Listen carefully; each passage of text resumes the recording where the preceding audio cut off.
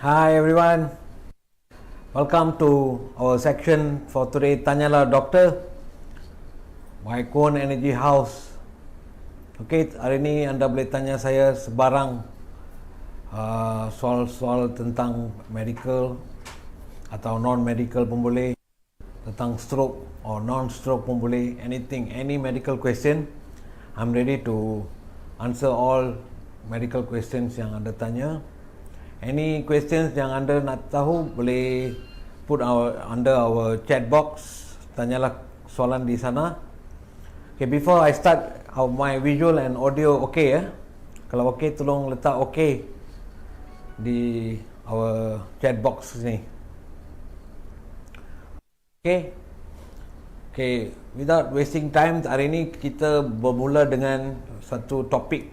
Hari ini saya nak cakap tentang what we call as kolesterol. Satu istilah yang selalu kita dengar. Every time we pergi jumpa doktor first question tanya macam mana kolesterol kamu. Okay, umur lebih daripada 35 tahun, setiap soalan dari doktor mesti tentang kolesterol. Okay, because kolesterol ni adalah satu what we call as a factor dalam kita yang penting, sebab kolesterol menyebabkan banyak penyakit yang kolesterol tinggi ni. Ada liver problem first time, hati diliputi oleh lemak, what we call fatty liver. Okay, satu lagi kita tengok mereka mempunyai sakit jantung juga disebabkan oleh high kolesterol, di mana saluran darah di jantung akan disumbat oleh kolesterol ni. Dia boleh lekat di dinding-dinding saluran darah, which is a main vessels lah yang supply ke jantung. Thirdly, stroke. Okay, cholesterol is one of the highest and also very important factor that cause stroke lah. Okay, because saluran darah yang penting yang pergi ke otak ni dia tersumbat, or what we call as narrowing of the vessels to the blood flow to the brain lah. So bila ini berlaku, saluran darah ke otak ni kurang oxygenation lah, darah dan oksigen ke otak, so berlakunya stroke. Okay, so actually what is cholesterol? Cholesterol is actually a waxy material, satu waxy material which is produced in the liver, yang selalunya dikeluarkan oleh hati kita, yang disalurkan di dalam darah kita. It runs in our bloodstream.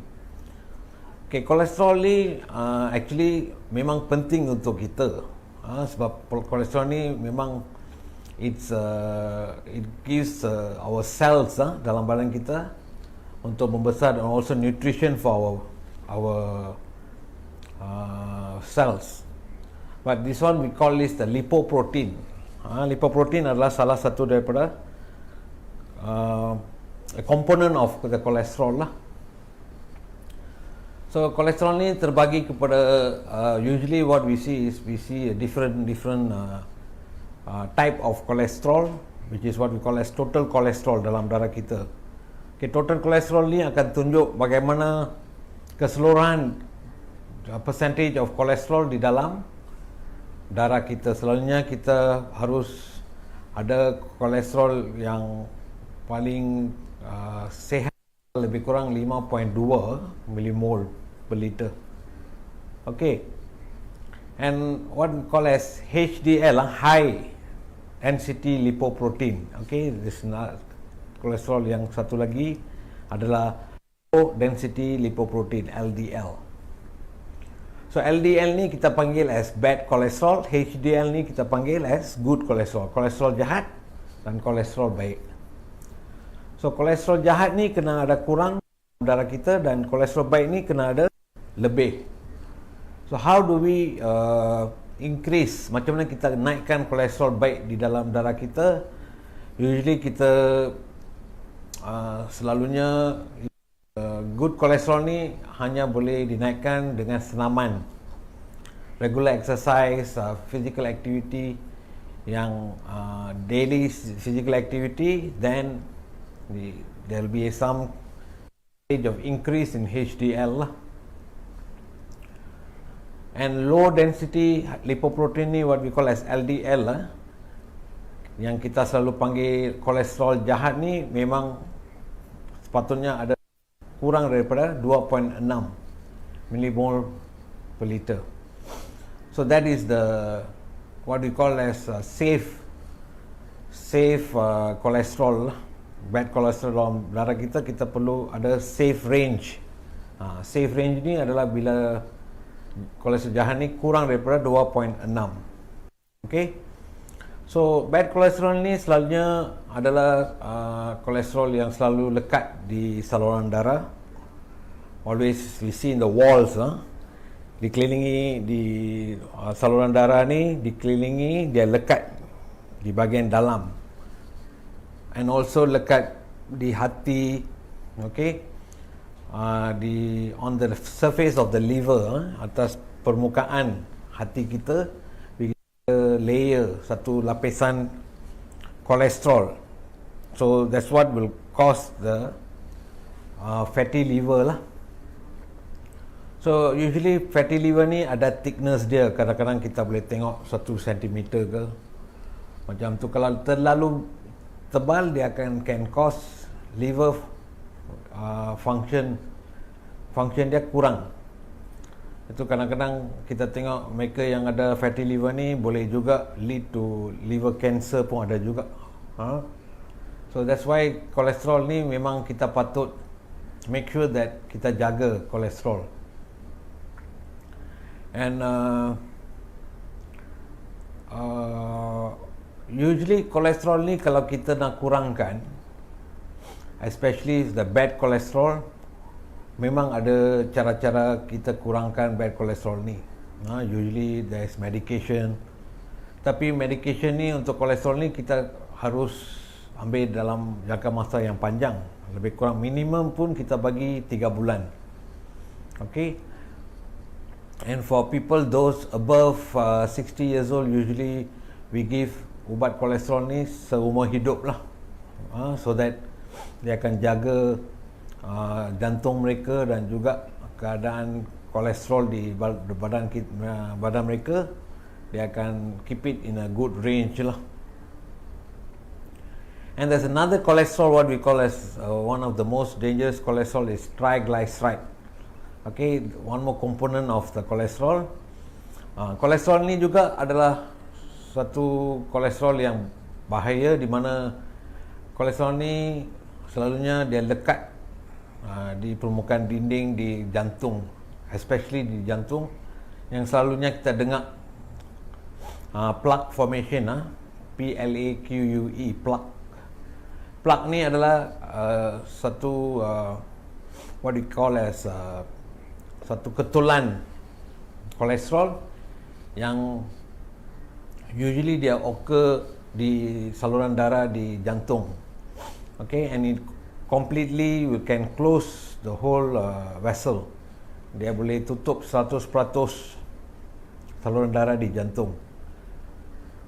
Di mana selalunya kita dengar seorang pasien ni ada blockage di jantung, katalah 2 blockage ke 3 blockage, 70% blockage, 90% blockage, ada setengah orang 100% blockage pun ada.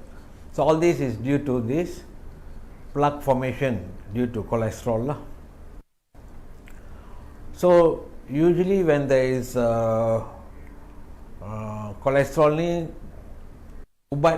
ubatan ni kita memang got many types, what we call some kita kata kena ambil omega fish oil, juga bagus untuk kurangkan kolesterol.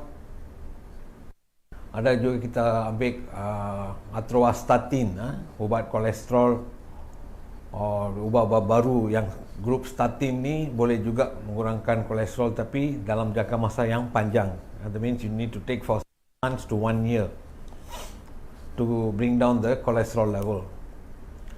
But, kita juga di Kuhen Energy House mempunyai our own cholesterol therapy and also for plaque therapy. For the information, you boleh tanya kita, you boleh WhatsApp kita or make an appointment to come and see us. No problem.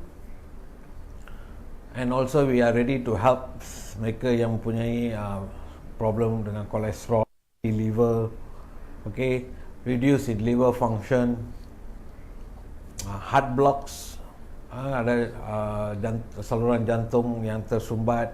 All this we have therapy at Kuhen Energy House. So you can come in, take consultation dengan saya dapat membantu anda dengan more options of how to bring down cholesterol level lah. Okay, so sekarang kita akan masuk section fun fact for cholesterol lah. Okay. What is fun fact for cholesterol ni?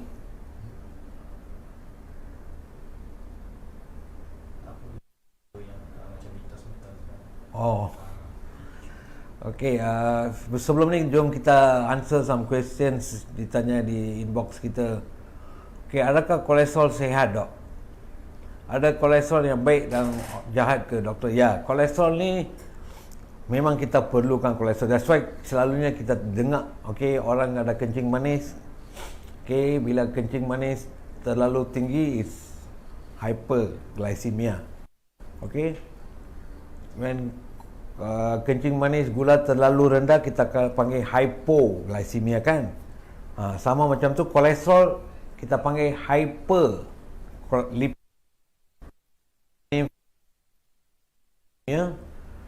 And for low cholesterol memang tak ada nama. We don't call hypolipidemia, memang tak ada. Okay, so kolesterol ni memang ada had dia tersendiri. Dia takkan jadi kosong dalam darah kita. There's no way cholesterol can become zero. Okay, or banyak kurang sampai you boleh pengsan ke apa, tak ada lah. Okay, there's no effect when there is cholesterol. There is always cholesterol, there's always normal range saja.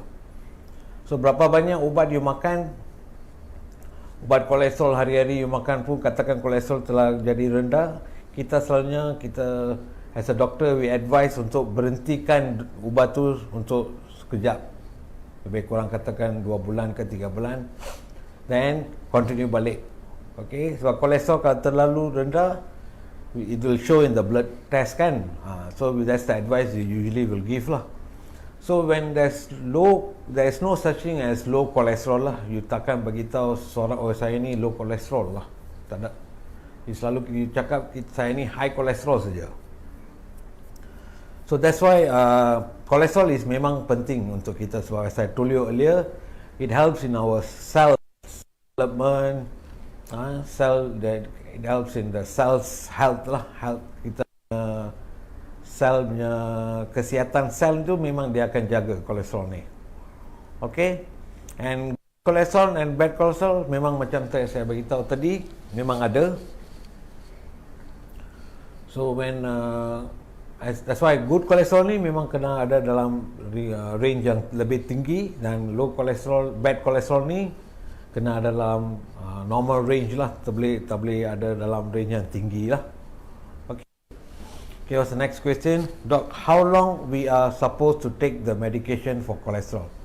Okay, it all depends on the age. Usually cholesterol, if the patient is below 35 years old, we doctors usually we advise not to take the medication.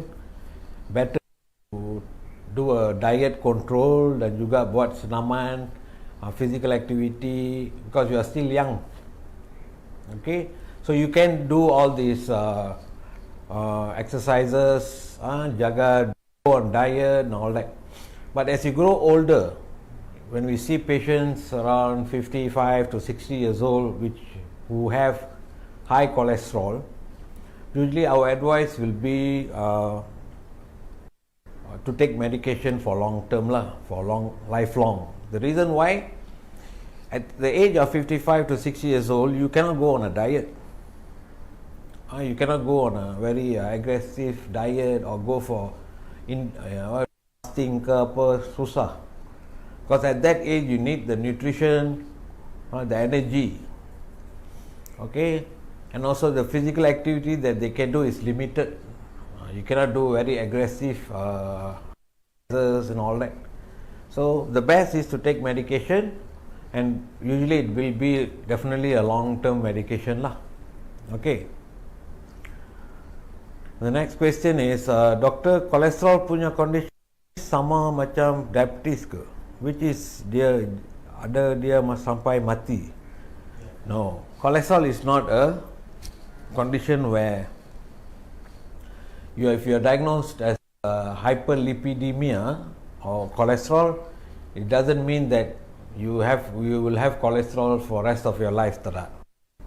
Okay, cholesterol ni, saya told you, semua orang di dunia ini akan ada kolesterol. Okay, not especially tak semestinya dia ada tahun ni dia normal kolesterol, tahun depan mungkin dia ada high kolesterol. Okay, so it's all depends on the apa makanan yang kita ambil, yang kita makan ni. That's how actually we will give you the range, whether your cholesterol is high or your cholesterol is low. All depends on what you eat lah. Okay, so nothing to worry if you are said to have cholesterol this year. Just say you do a blood test, the doctor told you, okay, your cholesterol terlalu tinggi, your bad cholesterol is very bad, your triglyceride is very high, no problem.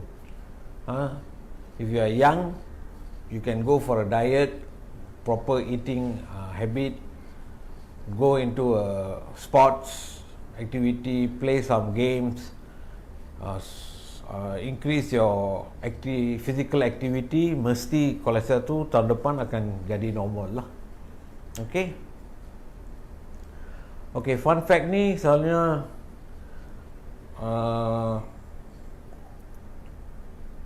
usually kolesterol ni kita boleh tengok dalam muka sendiri, kita pun boleh tengok bila you have a high cholesterol lah. It can be seen in your eyes, lower eyelid, di bawah mata ni, lower lid ni kita boleh tengok deposition of cholesterol, bintik-bintik kuning, dan juga what we call as xanthoma. Name of that condition is called xanthoma lah. Xanthoma can be seen under the eyelid. So bila you tengok dalam cermin di muka ada deposition of white and yellowish dots under the lower eyelid ni, then you know already lah your cholesterol is high. So you have to go and see immediately you have to go and see a doctor to do the blood test and have to start the medication. And the other areas of xanthomas, you can see the ankle region. The ankle region pun boleh tengok deposition of cholesterol. Okay. Other than that, what's the question? Xanthomas ni macam ketuat ke doktor? Bukan ketuat. Okay, it's a deposition. That means dia keluar daripada kulit. It is like a flat deposition. You can see yellowish deposition on the eyes, lower eyelid lah usually, and juga boleh tengok di bahagian-bahagian kaki, di ankle region boleh tengok juga deposition of cholesterol. Okay. Doktor, soalan doktor, kalau kita jaga pemakanan tapi rajin kalau kita tidak jaga pemakanan tapi rajin bersenam hari-hari, boleh kurangkan hard kolesterol. Actually it works both ways. Okay, kalau you makan hari-hari makan makanan berminyak, makanan berlemak, okay, tapi exercise is no point juga. Okay, it has to be balanced. Exercise and diet have to be balanced so that your cholesterol can come to a normal range dengan cepat. Kalau you makan makanan yang tinggi dengan lemak and all that, tapi you exercise, dia akan kurang, tapi dia akan ambil masa panjang, lebih kurang katakan 2 tahun baru your cholesterol will come to normal. Maybe it won't come to normal. Your eating habit is not betul. Okay, so you must do both together lah. Makanan pun kena jaga, physical activity pun kena buat juga. Okay. Okay, sekarang let's go into our questions of the day. Okay, let's answer the questions which is asked by our viewers the whole week last week. So we have picked up few questions. We will answer the questions today lah. Okay, let's go to question number 1. Okay, doktor memberitahu saya mengalami lemak di hati dan mempunyai ketulan kecil berukuran 1.3 cm. Saya merasa bimbang. Apakah option yang akan doktor berikan? Bolehkah saya mengambil vaksin? Ada kesan sampingan kepada hati kalau kesihatan saya nanti? Okay, according to this patient, it's understood that memang patient ni ada what we call as fatty liver lah. Okay, fatty liver ni a condition which is caused by high level of cholesterol di darah, di mana dia meliputi surface, liver surface kita. So dia akan usually will cause a lot of problem where it will decrease the function of the liver. Katakan liver ni memang function dia besar. Dia memproses banyak barang di badan kita kan. Ini also proses mengeluarkan banyak ubatan, ada banyak toksin, all that. So when the liver is covered by a thick layer of cholesterol ni, so it will definitely hinder the main function of the liver lah. So that is what we are worried. And option yang saya berikan ni adalah the best option is you can take medication, depends on what your age lah. Katakan umur you kurang daripada 30 tahun, then definitely we won't start on medication. We will start you on some kind of diet plan dan juga physical activity plan, di mana kamu dapat kurangkan kolesterol tu semula jadilah. Okay, natural way of reducing the cholesterol. If your age is above 40 years old, we might start you on some medication kalau cholesterol level tu terlalu tinggi, or what we call as the dangerous level of cholesterol in the body. So definitely start you on some kind of medication. And also in our own center, Kuhen Energy House, kita memang mempunyai our own way of reducing cholesterol the faster way. So you can call us for further information or make appointment with us lah. And ambil vaksin ni tak ada hal. Vaksin ni memang no problem, you boleh ambil. So dia tak ada kesan sampingan kepada hati, tak ada lah. So it won't disturb your liver or any other part of your body lah. No problem. Vaksin, there won't be any problem. Any vaksin, bukan saja COVID-19, any vaksin, influenza ke, hepatitis B ke, all this you can take, no problem. Okay. Okay, let's go another question in the inbox kita hari ni.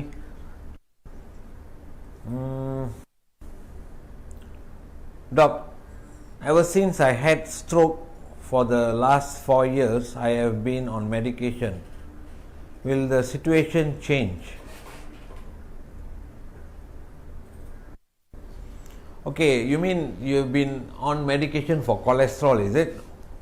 If you're on cholesterol medication, definitely if your stroke, the reason for you getting a stroke can be, one of the factors is high cholesterol. So to make sure that you don't get a stroke, you don't get a second stroke, and also to make sure that the cholesterol level is always on the normal range, you have to be on the cholesterol medication. It is definitely a long-term medication, but usually we will check your blood every year. So if we see in your cholesterol levels are a bit lowish or back to normal, then we might stop your cholesterol level, cholesterol medication for a while. Maybe for 6 months, then until we check your blood again, then we can see whether if it's still maintaining in the normal range, then we might stop the medication for a while. Okay, so you don't have to worry about that. You just have to do a yearly blood test to make sure you have a normal range of cholesterol level, so that we can bring down your medication. Either the dosage we might reduce to half, or you can take a stop, take a rest from taking the medication for a while. Okay. Okay, what's our next question is, Dok, saya nak tanya, kenapa saya sentiasa berbunyi berdesing, macam bunyi mic macam tu? Well, that is what we call as tinnitus. Tinnitus is a condition where you dengar bunyi like a mic tu di dalam telinga tu. Is a condition where you have to do a proper check-up. Tinnitus ni ada banyak causes, a lot of causes of tinnitus. So you have to find out why there's a tinnitus sound in your ears lah. Kadang-kadang telinga, gendang telinga pun rosak pun boleh rasa macam tu. Ada a lot of condition dalam telinga pun boleh give you a lot of this tinnitus.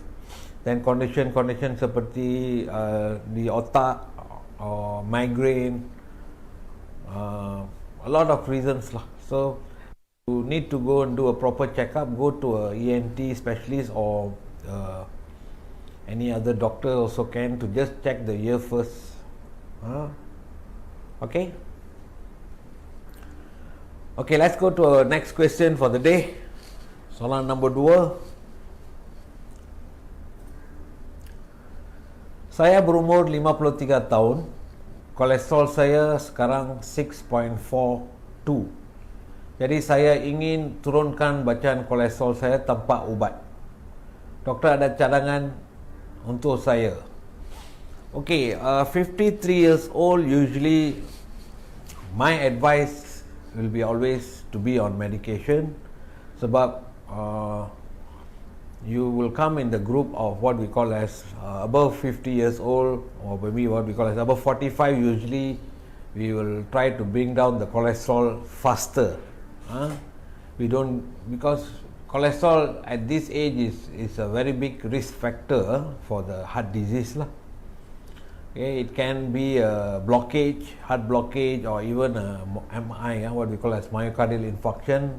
Another word is heart attack. And also any heart diseases can be caused by cholesterol at this age.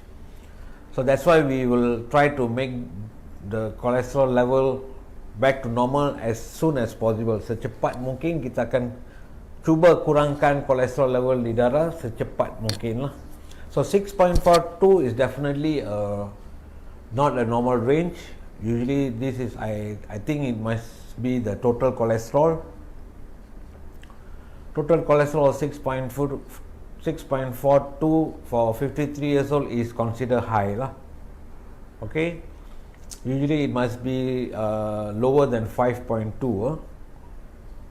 So option tanpa ubat ni susah sikit lah. For you to go in a diet, or you want to go physical activity and all that, it will take some time. Dia takkan turun secepat dalam masa 1-2 bulan ke, susah lah. So you have to makan ubat so that you can bring down faster lah.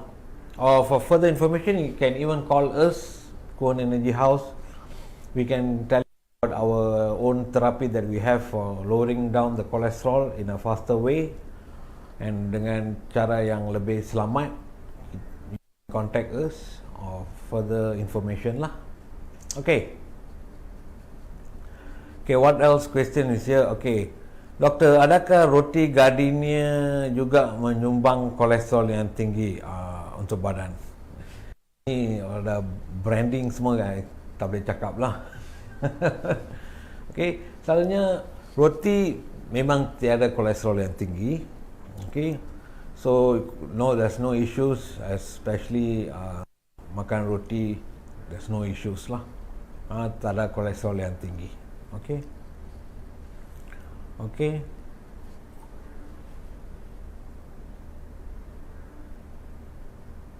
Let's go to the next question. Third question for the day. Saya perempuan berumur 32 tahun. Tahap kolesterol saya tinggi dan triglyceride saya 2.56.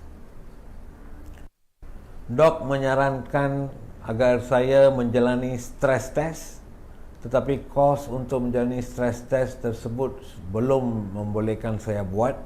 Bolehkah saya buat 2 bulan lagi? Dan dalam masa tersebut, apakah yang perlu saya lakukan? Okay, 32 years old, you are considered in the younger age group. Okay, umur dalam lingkungan bawah 40 tahun. So when you have what we call as hyperlipidemia, another name is cholesterol, and especially triglyceride of 2.56 is considered very high and dangerous lah. Okay, so this can lead to what we call as saluran darah di jantung ni dia tersumbat and all that. But since you're 32 years old, you still have chance to bring it down naturally.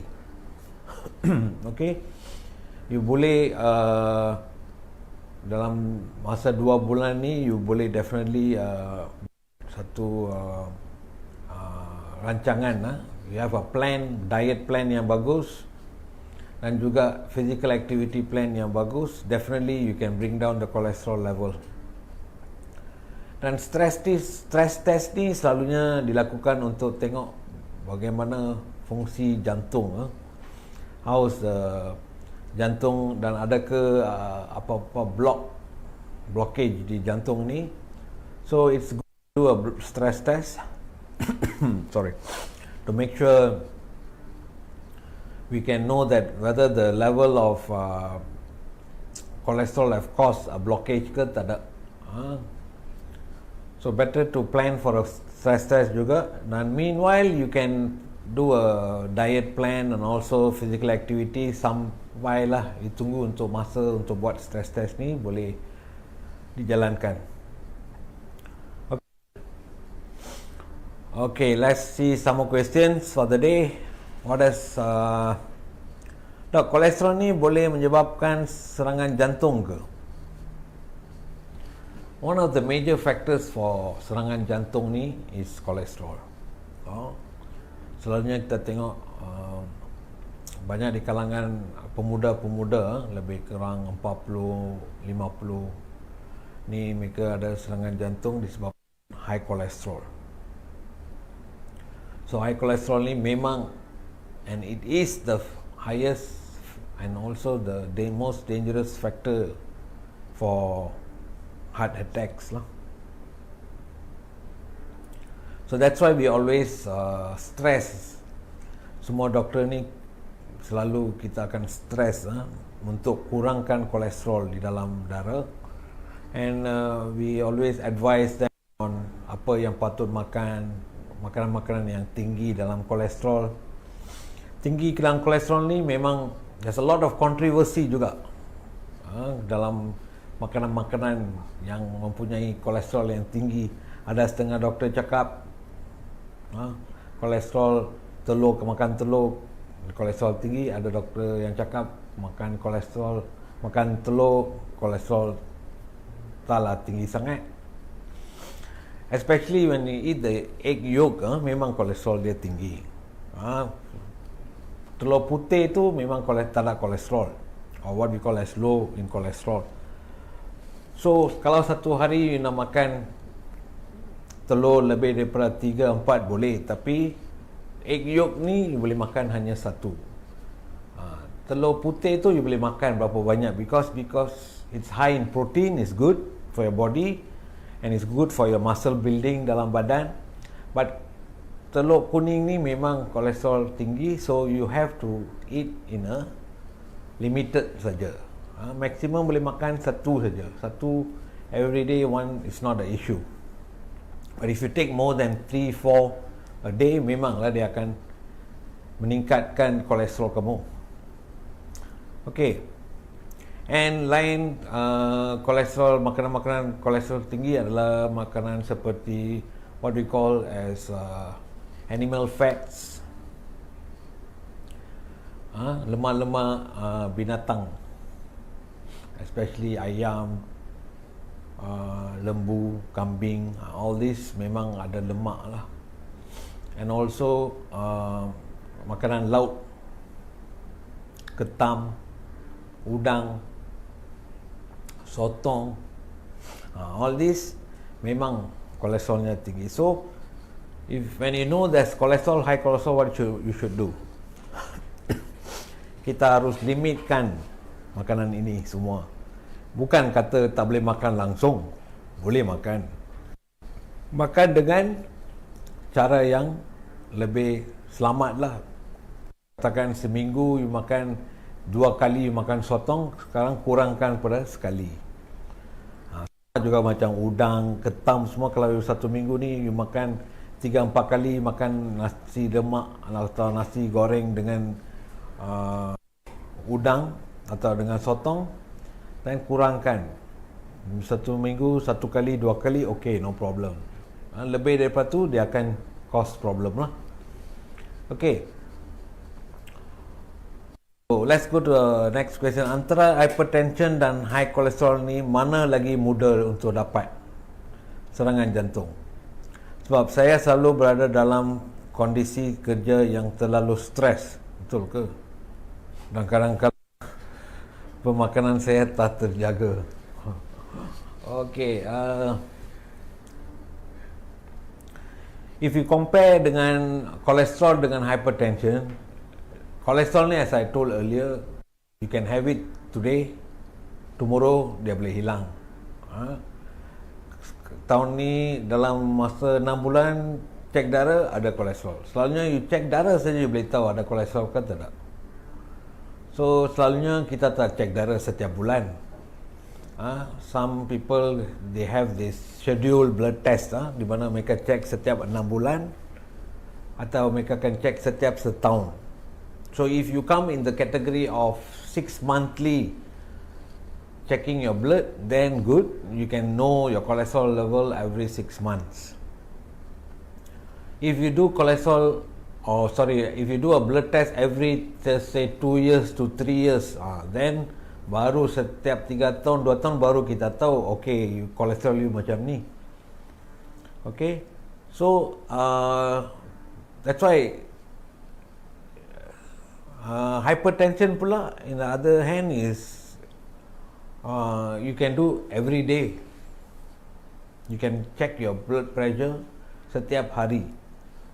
So if you check hari ni rendah, next week rendah, then you nothing to worry lah. It's in the normal range, so there's nothing to worry. So even though you're working in a very stressful condition, macam saudara kita ni, so kadang-kadang pemakanan pun beliau tak dapat jaga. Kadang-kadang makan luar, makan makanan berminyak, makanan berlemak. So all this memang kita tak dapat dihalangkan kalau kita kerja di luar.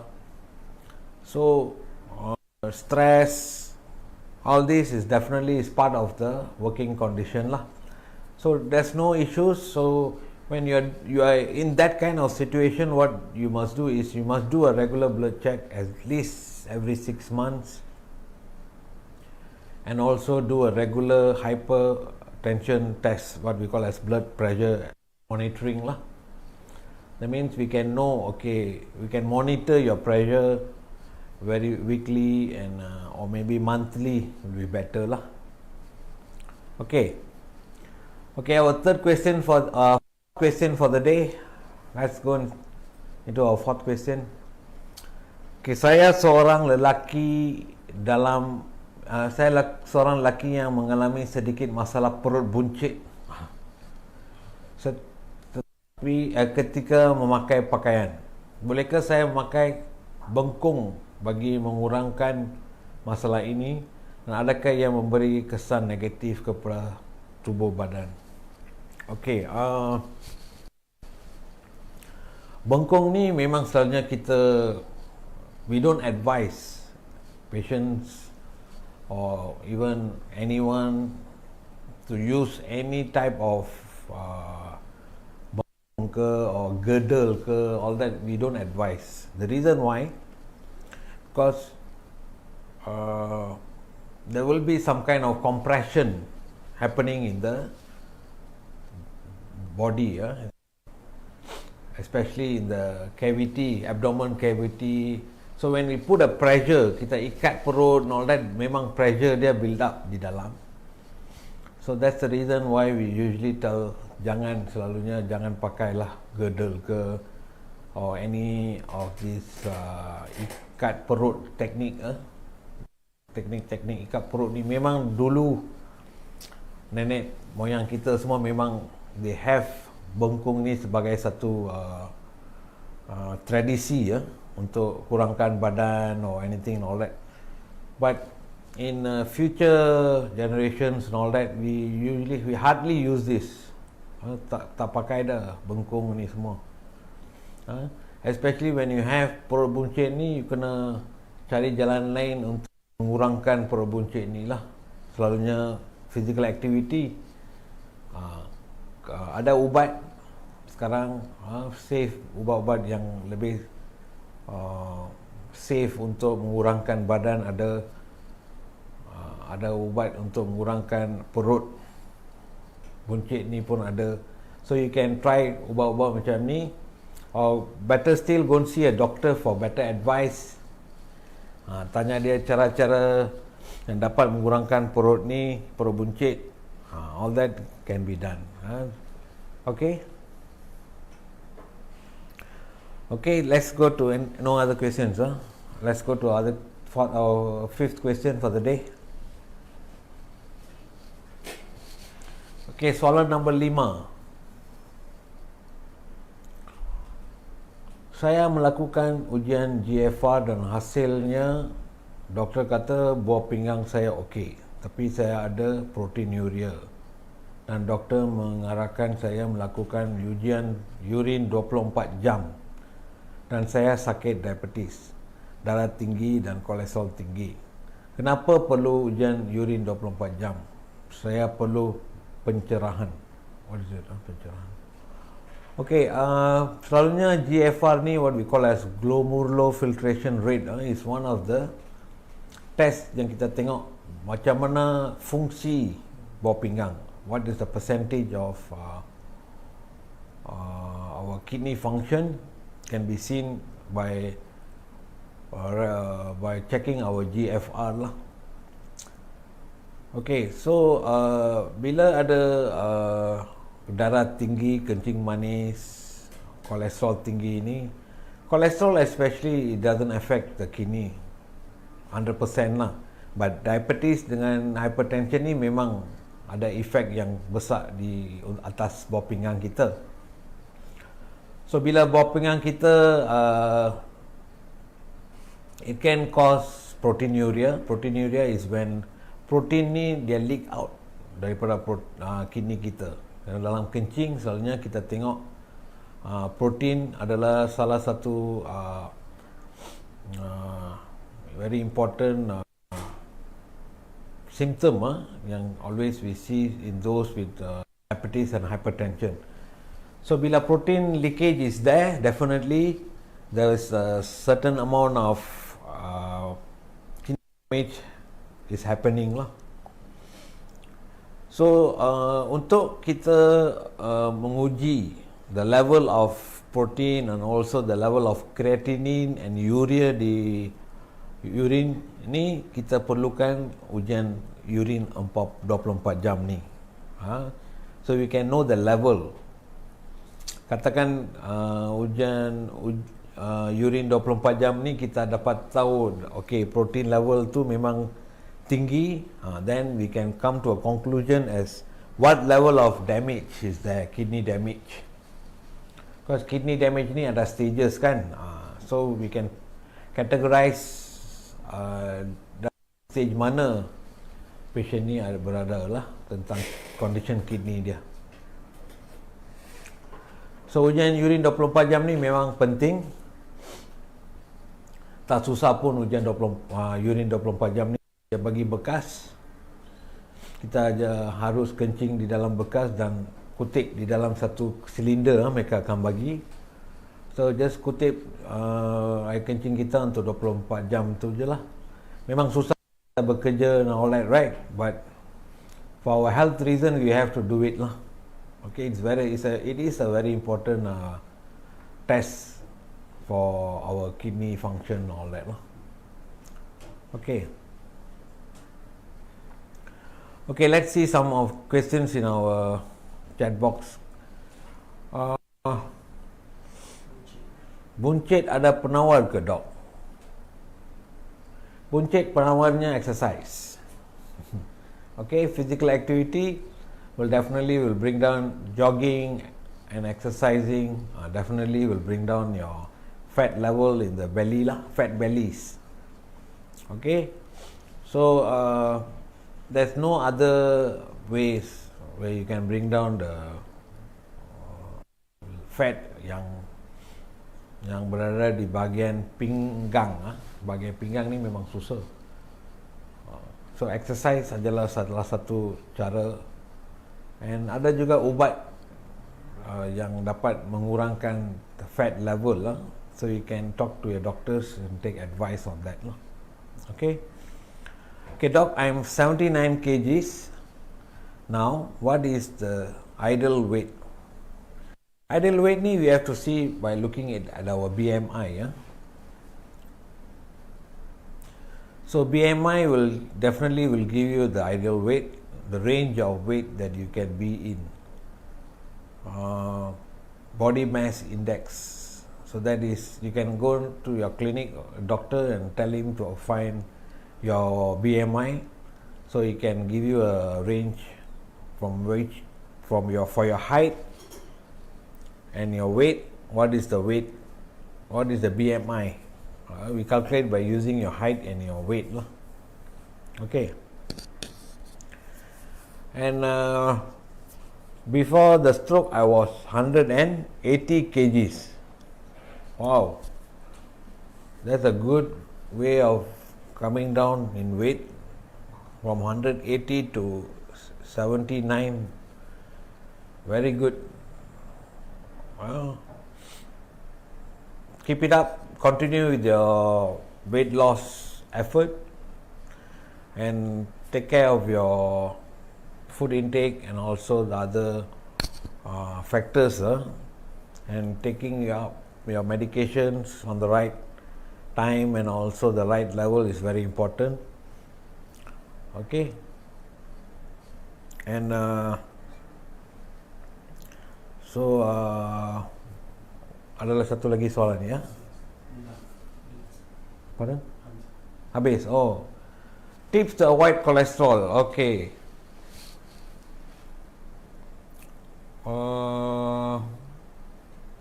As I told earlier, cholesterol ni memang it's a must in our body. So the only important thing here is how we take care of the level of cholesterol. So my advice is every 6 months to 1 year memang kena buat cek darah Darah ni kita check untuk semualah, kolesterol, ujian our kidneys, our liver, our blood level, kencing manis, our semua ada components of blood, semua kita kena buat setiap tahun, so that we know what's the condition of our body, and according to that we can